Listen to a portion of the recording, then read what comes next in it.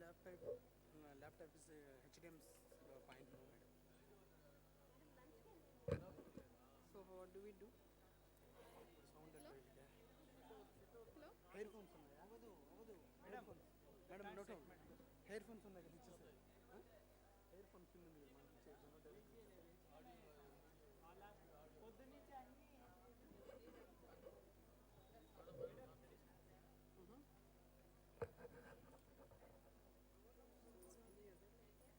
Madam అది HDMI point దీంట్లో లేదు.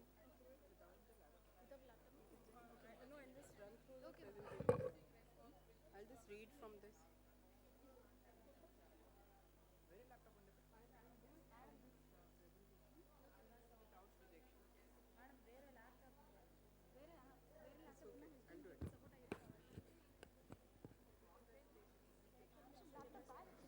So good morning, all of you. I would like to present before you the contributions which have been made by women scientists and engineers in the past several centuries, not only in the past few decades, but in this last centuries in which women scientists have been actively engaged, but could not get the right kind of recognition and exposure. Since the human civilization, which is a continuous process of discovery and self-liberation, science and technology has been a male bastion for several years, but women have also played a brilliant role. Today, as we have entered into a new era of knowledge economy and witnessing a new revolution in information technology, since the 1990s, the wisdom of women scientists and engineers is shining with greater brilliance. And I am talking to you about this because I am heading a women's technical university, which is located in Delhi. And this university is one of its own kind in the entire country, where we are offering various programs in engineering and technology exclusively to the girls. So these girls are they have become part of the knowledge economy, and they have done wonderful job. And from my own experience, I am sharing these thoughts with you. Women's role in development of economy has been phenomenal because they form 50% of the population, and therefore they play a greater role in future development of science and technology, healthcare industry, financial sectors, and academics all over the world. Before the 19th century, while most women were dedicated to housework and the upbringing of their children, a very small number of outstanding women left their footprints in the history of science and technology through persistent efforts and pursuit of science. But you can see, despite not getting enough encouragement, the studies have shown that women's approach towards scientific research is phenomenal. Science has developed better with women's participation, as women are capable of conducting precise and creative scientific research. They are capable as rational observers, interpreters, and discoverers of the order and the laws of nature. They are capable as inventors of new methods, techniques, and technologies. But they do not realize this hidden potential within themselves. So they need to have a lot of self-belief in themselves before they discover these inherent qualities with which they are blessed.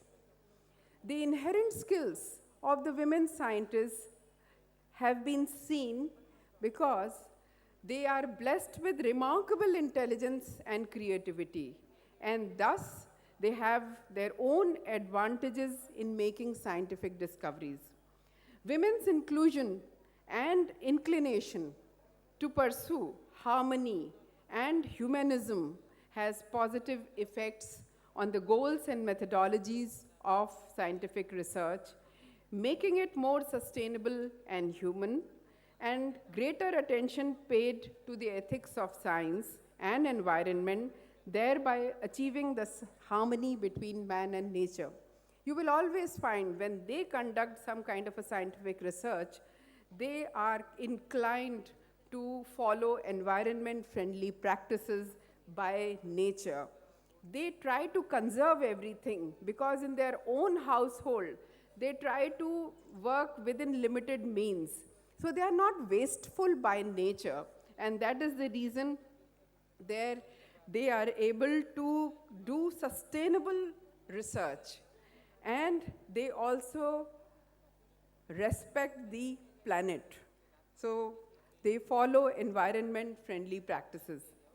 Women's networking skills and associative thinking is unique and special, providing new perspectives and approaches to multidisciplinary, systematic, and integrated scientific research. You must have seen that as a woman yourself, you make friends faster. When somebody comes in your neighborhood, you are the first one to become friendly with your neighbor. And that is known as the networking skill, and which promotes associative thinking, which women are blessed with, naturally, as a gift of God.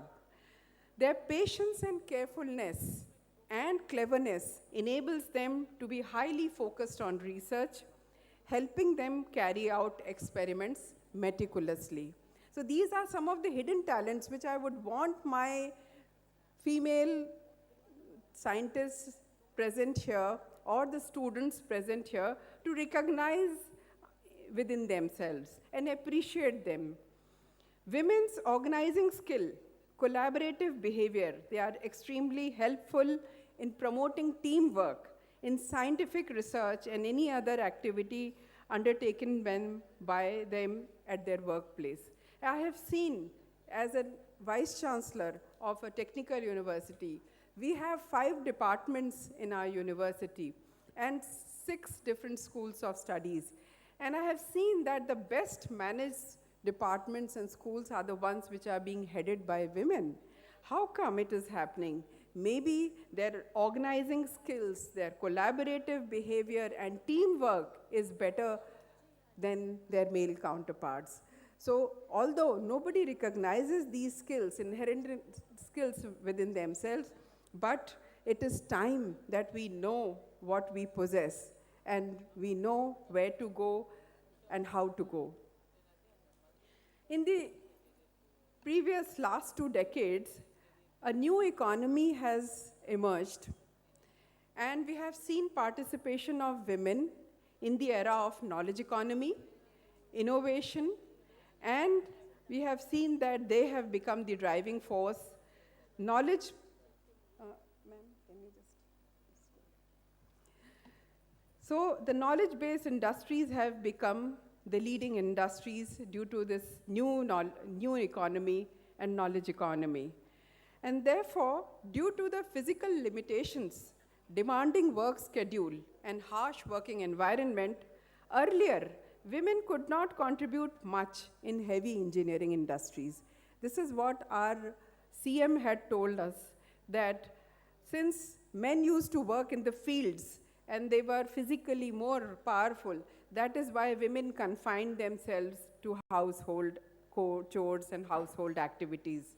But now that we have a knowledge economy, and therefore these mental services which have developed rapidly, creating new industries and job opportunities which are suitable for women, where gender is no longer an obstacle.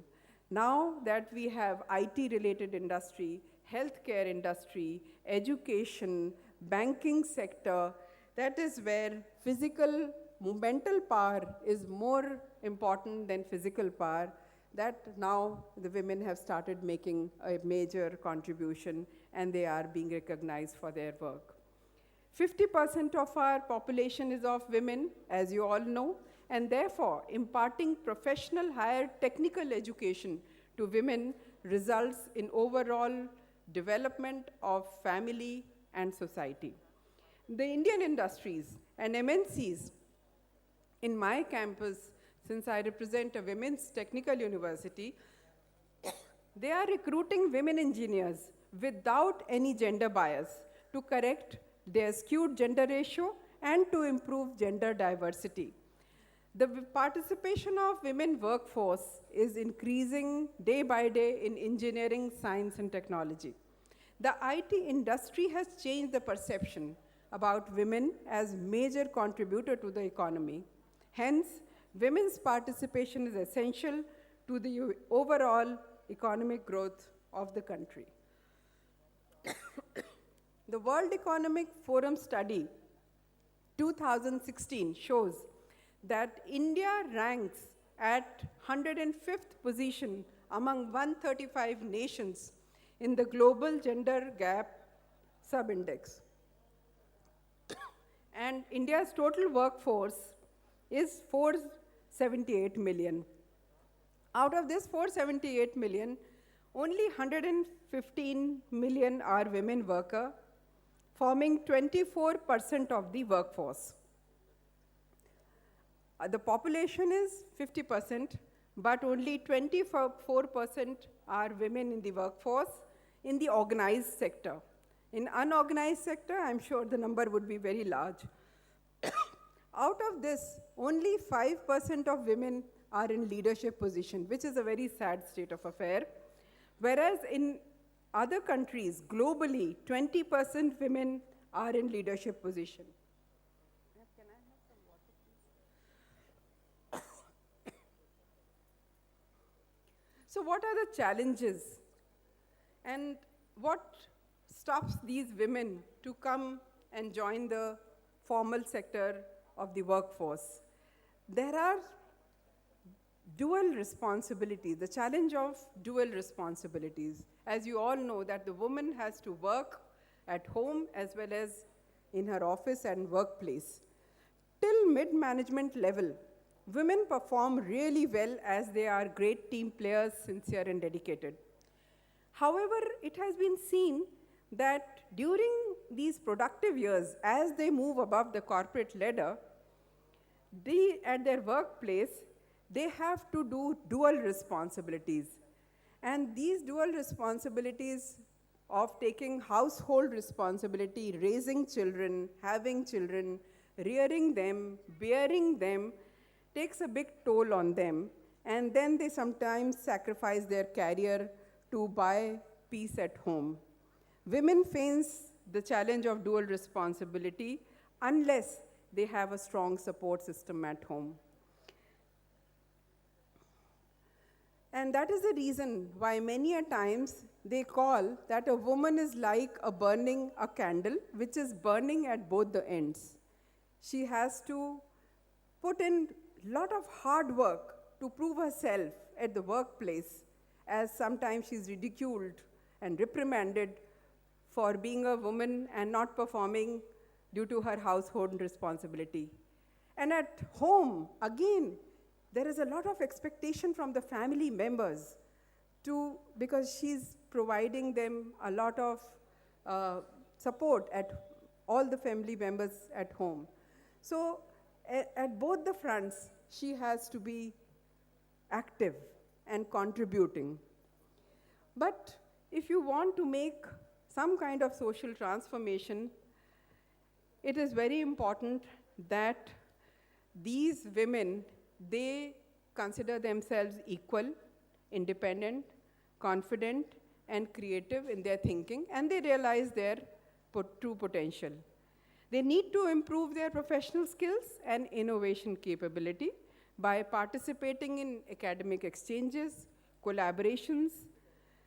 And you can see that now girls have started coming out, they have started traveling, they have started attending various events outside their home, outside their cities, outside their country. And that is what is needed. Sustainable workplaces need to be created to accommodate talented women. Women-friendly work culture has already evolved in many industries and corporate sector. They are creating an enabling women-friendly environment at workplace. So that they can leverage upon the strengths of female employees and bring out the best in them. Many organizations are now focusing on making their workplaces more facilitative with better improved services and support system to attract and retain women employees.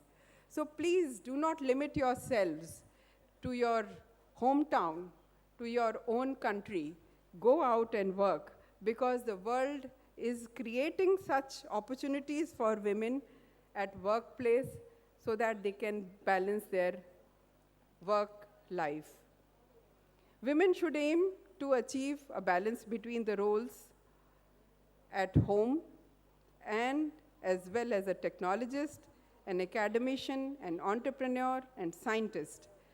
Women sometimes have to work much harder than men to balance domestic realities with career dreams.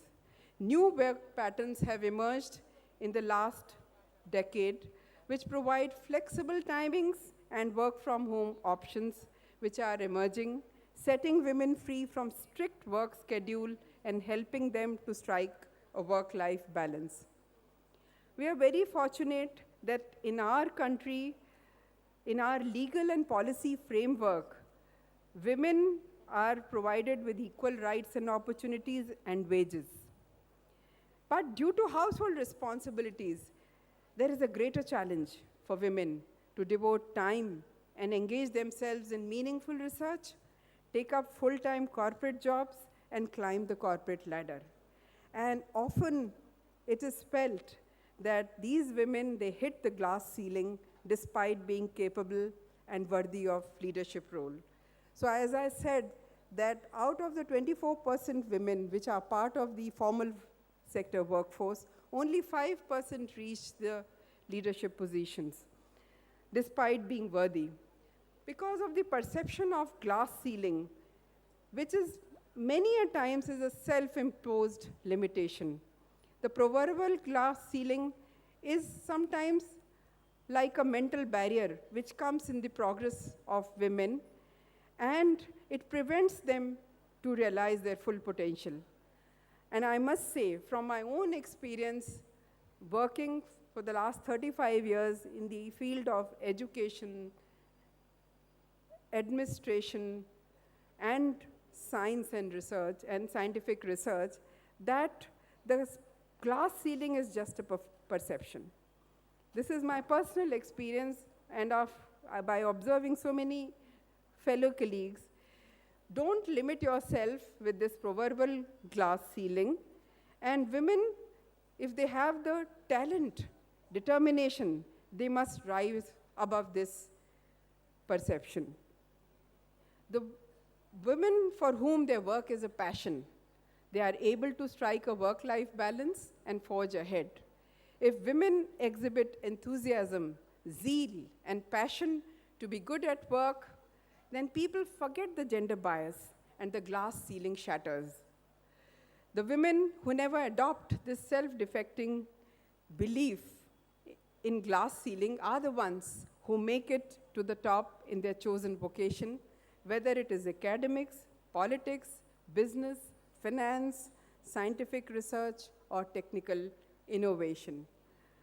I have seen that in the last 5 years in the HRD ministry, a lot of women have been given roles of being chairman board of management of NITs.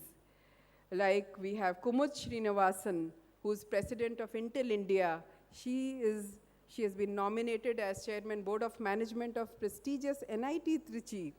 Then we have Vanita Narayanan, managing director of IBM India Private Limited. She's heading the board of NIT Suratkal. Aruna Jayanti, CEO of Capgemini. She is also the chairman board of management of NIT Calicut. Vasanta Ramaswamy, founder director of Aprameya Associate, is also head chairman board of management NIT Rourkela. Jaya Panvelkar, formerly head of NVIDIA Pune Design Center, she is now the chairperson of board of management of NIT Surat. So we have so many role models and examples in India, and therefore my message to all the aspiring women scientists and technologists is that our country gives equal opportunities to both people from both the genders. It is up to us how we avail this opportunity without feeling that we are less in any which way. In the financial sector, already the glass ceiling has been shattered by many women CEOs. In the IT sectors also, 50% of workforce constitutes female employees. India is a country where women PM, CM, CEOs, and mayors have been accepted without any gender bias because most of them have performed better than their male counterparts. Therefore, the message, the motto of our university, the women's university that we have is Apo Deepo Bhava, which means be a light unto yourself. The woman of today has to brighten up her own life through the pursuit of knowledge, acquisition of wisdom, leading towards self-discovery and enlightenment without depending on others. Thank you very much.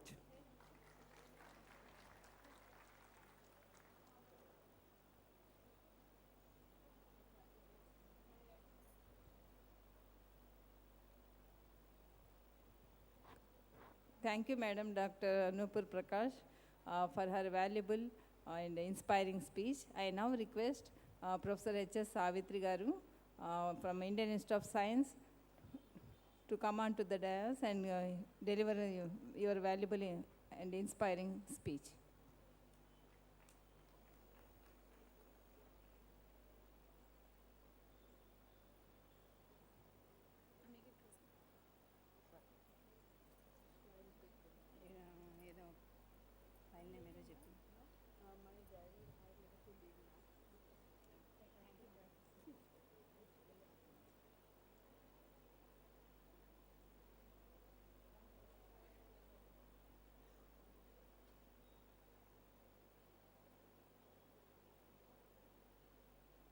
File name, ma'am?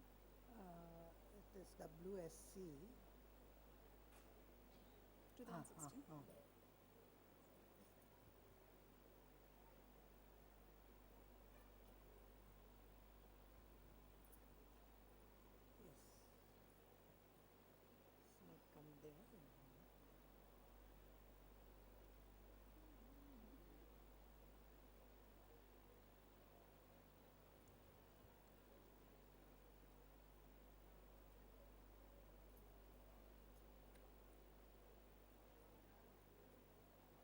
It's not shown up. No, ma'am, actually technician was no, he went to lunch, that's why I picked up the problem. So there is no forward presentation. So actually we have sent the laptop someone else, so he'll come after 5 minutes, then again I'll set up it. Good afternoon, everybody. It looks like we cannot use the PowerPoint because the technician has gone out somewhere. So I'm sorry about that. I am Professor Savitri. I'm from the Department of Biochemistry, Indian Institute of Science. I just thought that it may be a good opportunity for me to kind of tell the girls or the women who are doing science as to what are the various opportunities available for them, career opportunities that are available to them. So, to begin with, when is he coming? Shall we start after that, or what do we do? Without slides, it's rather difficult to say things for me. Anyway, it has been told by many of the speakers previously also that, you know, the development of any country, scientific development, innovation, or discovery is possible only with equal participation of men and women. And as you all are aware, if you look at the school performance or at the college performance, girls perform much better than boys many times. They top the list and they are doing very well. So if you look at the statistics at the undergraduate level, we have almost 40%. It's not bad. 40% of our students are girls or women. And at the post-graduation level also, it's not that bad. About 25 to 30% are women. So there is no problem with regard to the open mind of our parents to send girls to colleges and, perform, do well. But the main problem comes particularly after they do either the post-graduation or their PhD. Now that is the crucial age where these girls are getting married, or there's a change of relocation of place or what have you. So we lose a very large proportion of our intellectual potential at that stage. That is, we need not worry, we need to not have a separate meeting to discuss that, we need to encourage girls. They are already being encouraged by the parents and by the teachers. The proportion of girls coming into schools and colleges are very good. But this attrition happens once they reach either complete their graduate classes or they go to PhD and complete. And it's worse if they were to stop after PhD, because it's at the national level, you think that the country has invested so much on these girls and they have come up to PhD level, and suddenly they have to sit at home or, stop the career. So this is a very serious issue, and as already been mentioned by other speakers, going forward, that is dropping off after getting a postgraduate level degree or PhD, they are also dropping off, a complete sudden drop of eminent scientists who head the various institutions or who are part of the governing bodies. How can we correct this? How can we help ourselves? That's the question. So the main issue here is once the change happens, that is, you get married or there is a change of relocation, whatever, priorities should not change. You have a passion, with a great passion you have studied and you got your degree, you came all on top in your colleges, and suddenly soon after marriage, why should the priorities change? That is a question that the girls need to ask themselves, because it is something from within that the women should understand, that family and career are not opposite. They are not exclusive. You can have both. You can have family as well as career.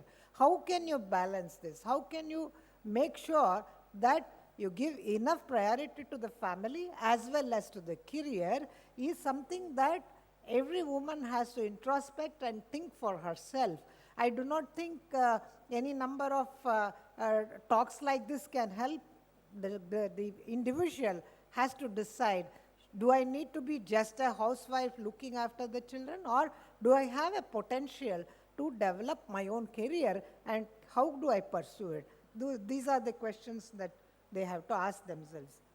Now, there have been many proposals or many documents that have been brought out by the Indian Academy of Science, National Academy of Science, as well as by the DST task force, addressing this issue of how to attract women to the career in science and how to retain them.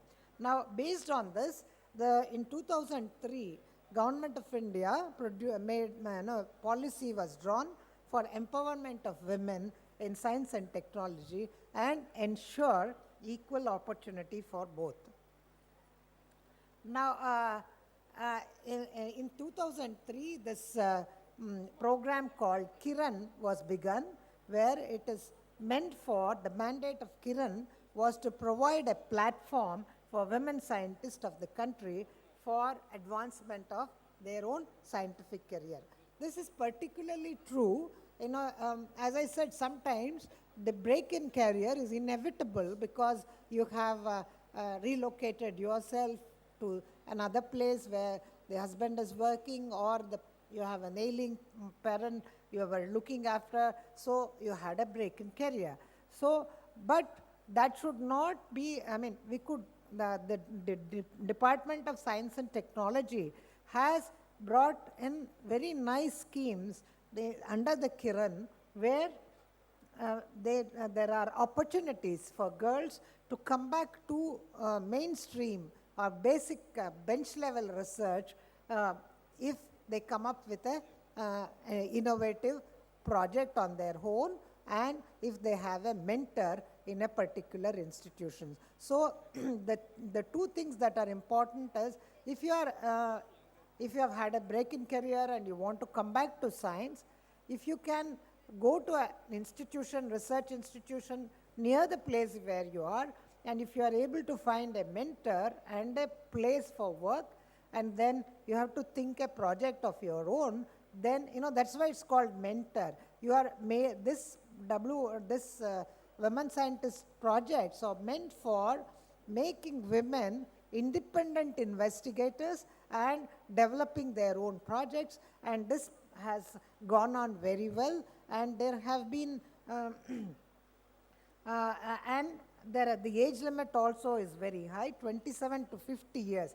Any time in this year, during this period, with breaks, you want to come back to mainstream science and technology, that there is opportunity, and there is also opportunity to empower as principal investigators. So under this Kiran umbrella, there are programs for women scientist scheme, as I mentioned now, science and technology for women. There are programs, workshops, and international training that one can get. And then there is the Curie program, where funding is given to Mahila universities and Women Technology Park. You heard Sudha Nair speak about it, and then entrepreneurship programs, etc. Now, the eligibility for this kind of science programs, women scientist programs, is that you should not, or you need not have a regular job, which is because you have relocated, you wouldn't have a regular job, but you may have a PhD or you may have an MSc, and then you may have a break in career. But if you have had a demonstrable ability to do research, then there is online submission possible, then there is a screening, and then the presentation goes on, and then you are selected.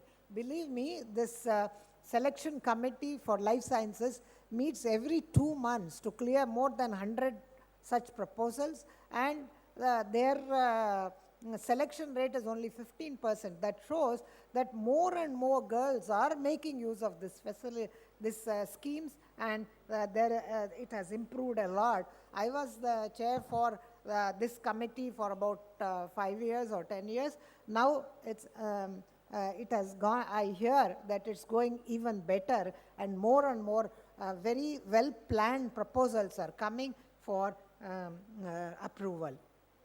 Then there are also programs that help in online submission, and then online exams for training and getting trained. And the fellowships are not very small. For example, PhD or equivalent people in the WOS Women Scientist Scheme can get up to 55,000 rupees per month as salary, and they also get a research component, which is 30 lakhs, where you can get small research grants, equipments that are essential for the project that has been proposed by you. And then there are also one-year internship programs, and so on and so forth. So please go into the website of DST. You will get a lot of information on these women scientist programs.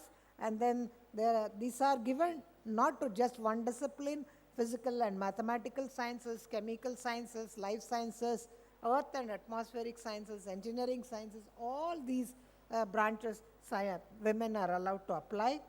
And number of sanctioned projects, if you see, in 2016, more than 250 projects have been sanctioned, to various women. This, I would think, is still small. We can go much higher, provided more women come to this kind of schemes and apply. And then the age, for example, distribution of age of women who have got this kind of schemes, women scientist fellowships, is anywhere it is about 31 to 40. Majority of them are in that middle age, which is very nice. They are all trying to come back to research, and they are located all over the country. Now, in fact, DST has made special efforts to go to Northeastern Hill or in Kashmir or in the East.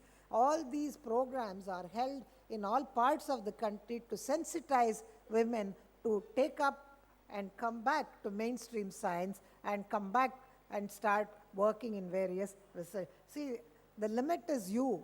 There are various opportunities, and if you come up with very good projects, DST can fund for all of that.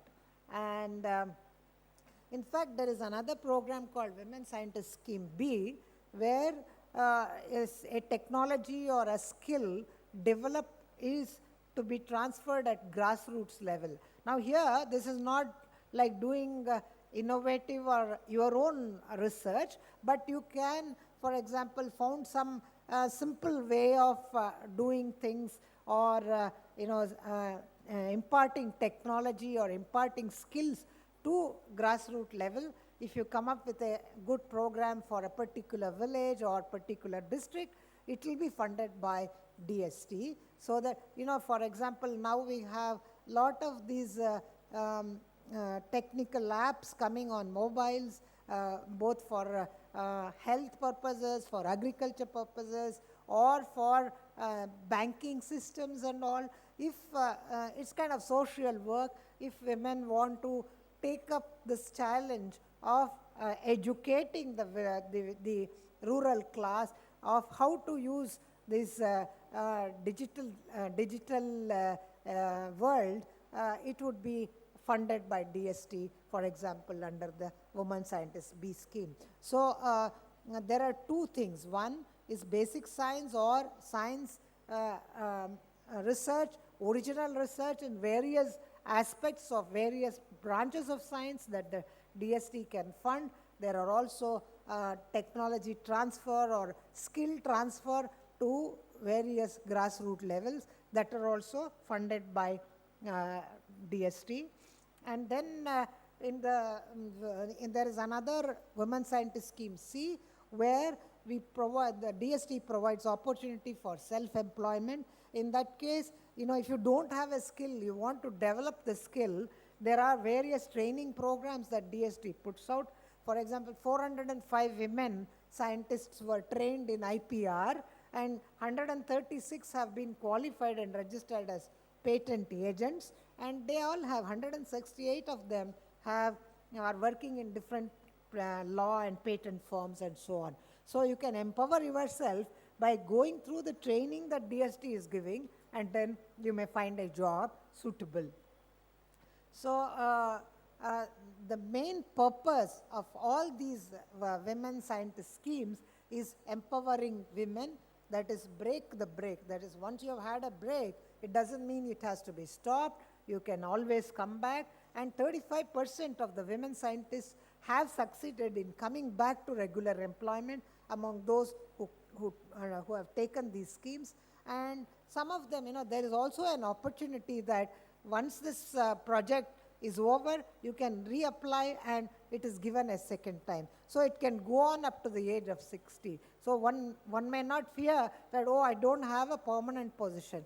Even if you have a temporary position, you can continue to do the research, and the only thing is you should have a mentor and a place to work. So over the years, this Kiran has made a lot of change.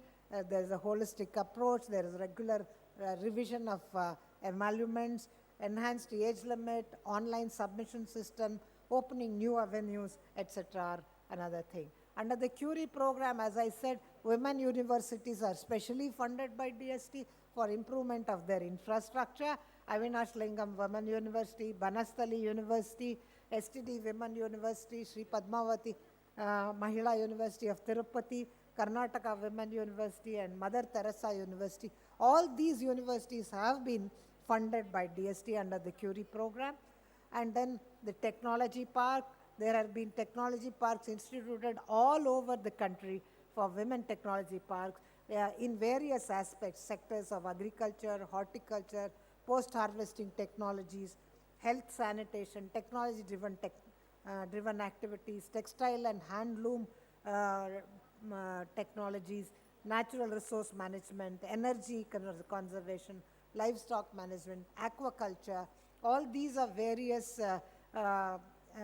fields in which one can have their own entrepreneur and small companies in these technology parks.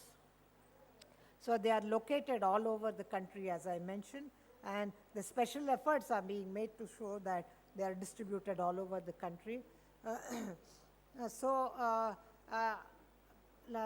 The science and technology for women, in that sense, has many salient features: location of specific programs, training and skill development for women, income generation, awareness about health and nutrition.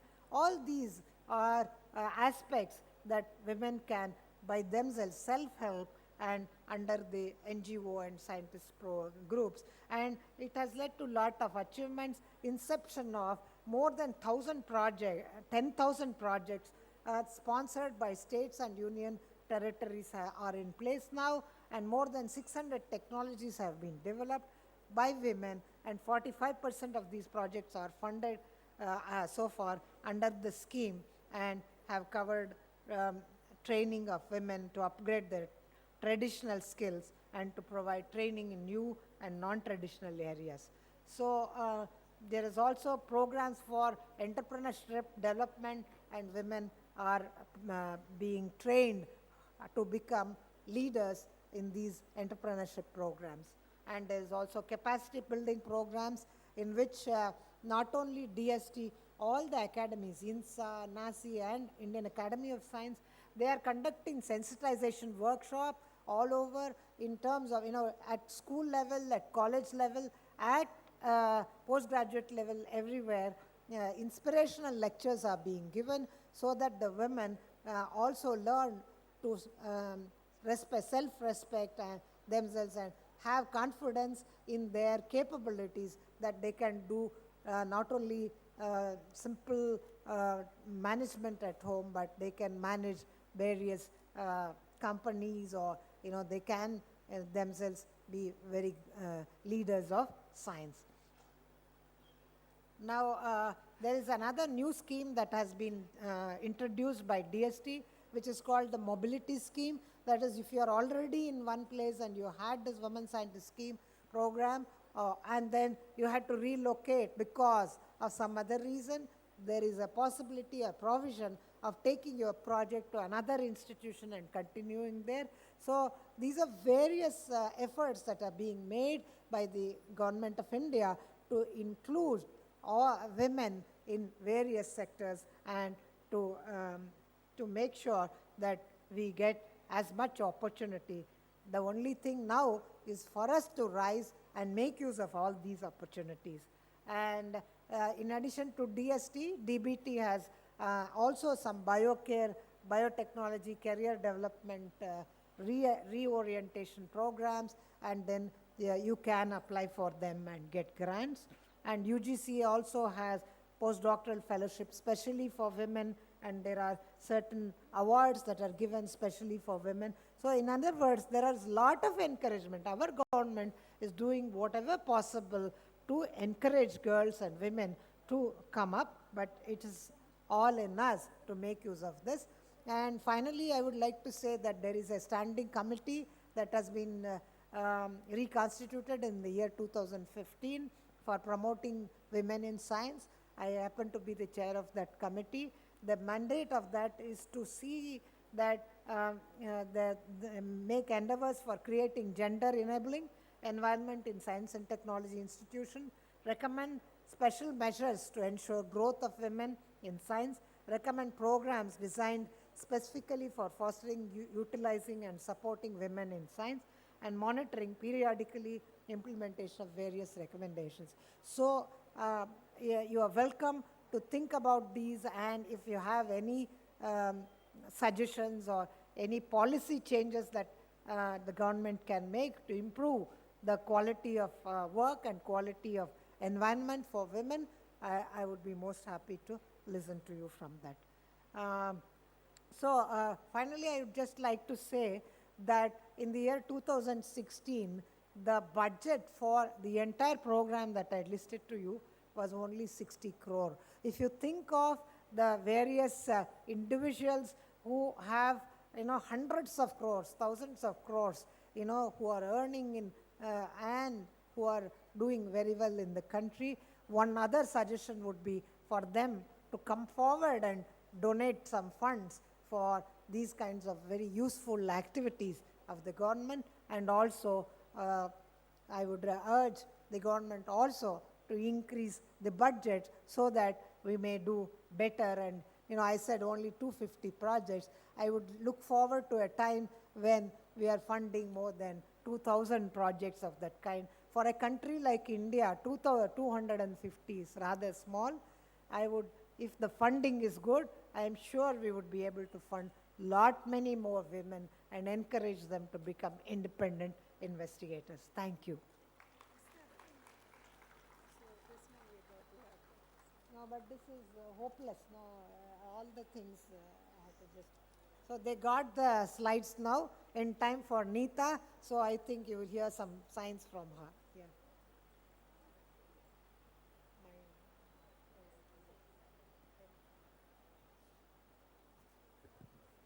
Thank you, madam, for highlighting the different schemes of UGC and DST for women students, and also for explaining the technological parks and different programs of UGC, and also capacity buildings, etc. Thank you once again, madam.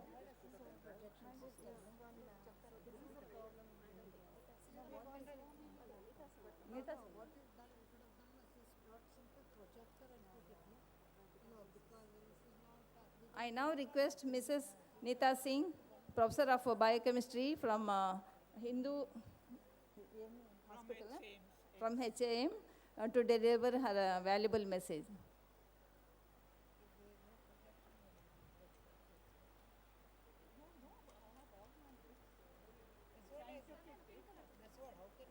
How can I present without that? They are still struggling. They say they can't connect. If they can't connect, then they may lose.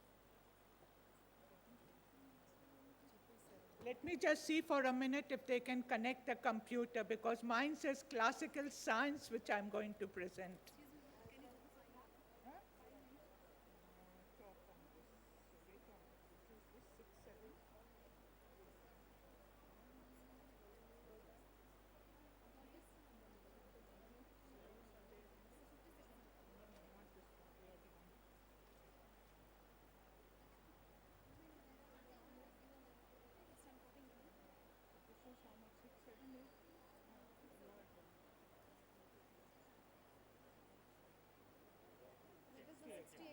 That's okay.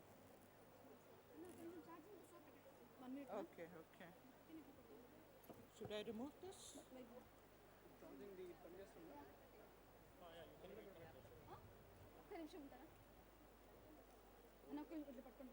Now it's gone.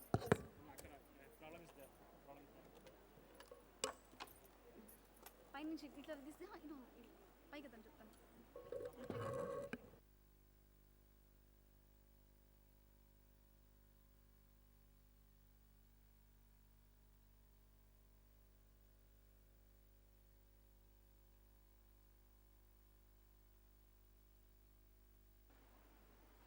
Okay, good afternoon, everyone. First of all, I would like to thank the organizers, especially Dr. Usha and DST, Dr. Vandana Singh, for giving me this opportunity to come and share some of the work which we have done. And I would also like to thank the audience for being here. And this is the last talk of the day. So what I'm going to talk about is on human papillomavirus and cervical cancer. Now, since this is a Women's Science Congress, so I thought I would concentrate on a woman-associated cancer as such, and this is one of the most prevalent cancer. Generally, cancer comes very silently.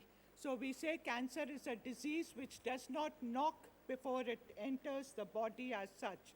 And you must have all read about the story of Red Riding Hood and the wolf as such. So cancer is like the wolf which comes in the garb of a sheep and slowly and steadily attacks your body, and before you realize, a patient or a person is already in stage 2 or stage 3 as such here. I thought I'll apprise you about the incidence of cancer both in men and in women. Overall, globally, the incidence of cancer is about 14.1 million persons get affected with cancer globally every year. And out of this, about 8.9 million would be dying of the disease.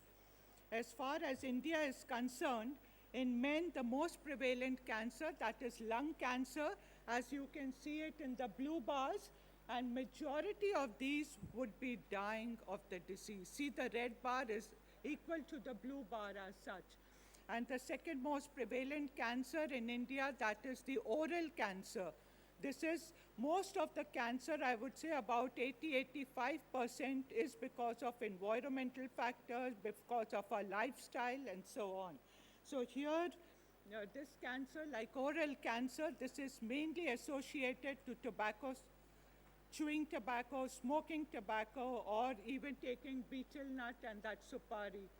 As far as the women go, earlier till recently, about 2 years back, cervical cancer was the main prevalent cancer, but now breast cancer has overtaken.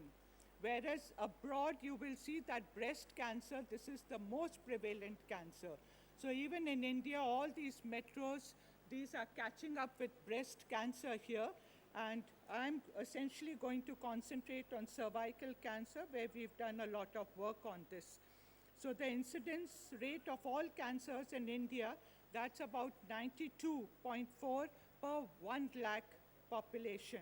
For men, it's about 60 per lakh, and for women, it's slightly lower, that is 33 per 1 lakh population as such. So here you will see, though, here you can see this is nothing else but our national animal. This is the tiger. This, all of you all are familiar with the BJP symbol, nothing else, the lotus. This is our national flower.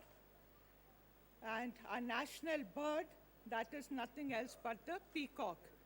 When it comes to our national mouth, just see the status of our national mouth, how it looks like. And when it comes to the national cervix, see how the cervix looks like. This is what we see every day in the clinic as such. And HPV, this is nothing else but what we call it as human papillomavirus. This is a virus. We have at least 111 different types of human papillomavirus. We have some what we call it as the high-risk types, some what we call it as the low-risk types. The low-risk types, these are essentially responsible for tumors, but mainly benign tumors. And high-risk types, these are the ones which are mainly responsible for the malignant growth as such. And mainly cervical cancer, it is attributed to this beautiful looking virus, which is human papillomavirus, and mainly the high-risk types as such. So for the young audience who are not familiar with this, I thought I'll throw in a few slides about what is this HPV. This is nothing else but a double-stranded, non-enveloped DNA virus, which has a very high affinity or association for